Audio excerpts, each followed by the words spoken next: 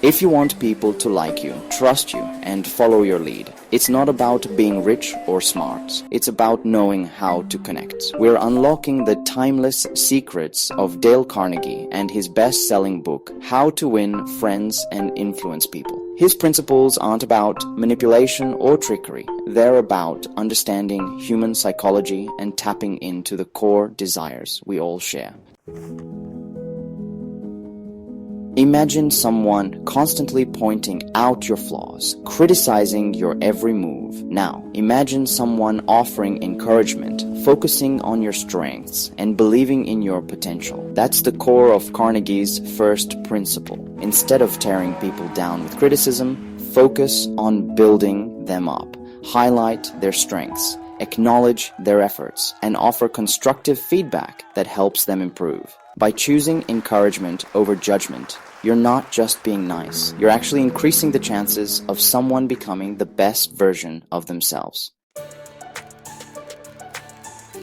We all crave recognition. We want to feel valued, appreciated, and seen for our contributions. And yet, so often, we hold back on expressing genuine appreciation. But here's the thing, sincere appreciation is a powerful motivator. When you acknowledge someone's efforts, big or small, you're telling them that you see them, you value them, and you appreciate their presence in your life. A simple thank you for your hard work, or I really appreciate you taking the time to help me, can go a long way.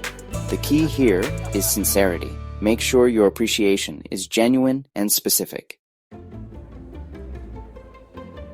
Have you ever noticed how much more persuasive someone is when they make you feel like you came up with the idea yourself? That's the power of Carnegie's third principle. Instead of pushing your agenda, you need to tap into the other person's desires and motivations. People are inherently self-interested. To truly influence someone, show them how your idea, proposal, or request aligns with their wants and needs.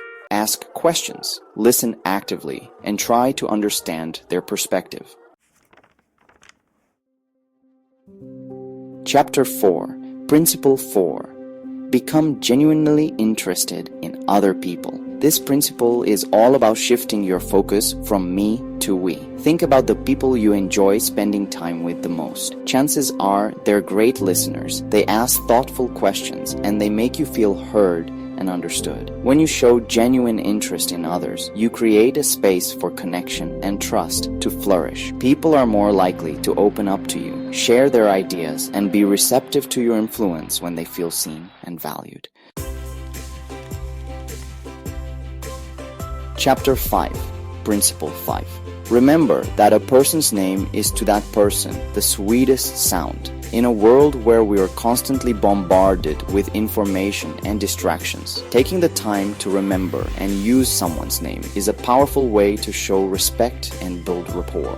Think about it, your name is a part of your identity. When someone remembers your name, it shows that they see you, they value you, and they care enough to make the effort. Repeat their name back to them when you first meet. Use it throughout the conversation and try to associate their name with something memorable about them. It might seem like a small detail, but it can make a big difference in how people perceive you. Chapter 6, Principle 6. Talk in terms of the other person's interests.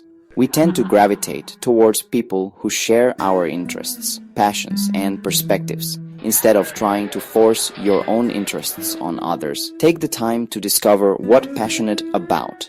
Ask questions, listen actively, and look for opportunities to connect on a deeper level. When you talk in terms of the other person's interests, you're showing them that you value their perspective and you're genuinely interested in their world. This creates a foundation of trust and rapport, making it more likely that they'll be receptive to your ideas and influence. Outro, unlock your influence. Remember, building genuine influence isn't about manipulation or tricks. It's about understanding human nature, connecting on a deeper level, and creating mutually beneficial relationships. By applying even a few of Dale Carnegie's principles, you can transform your interactions, build stronger relationships, and become a more influential person. Comment below. Which principle from Dale Carnegie do you want to start using today?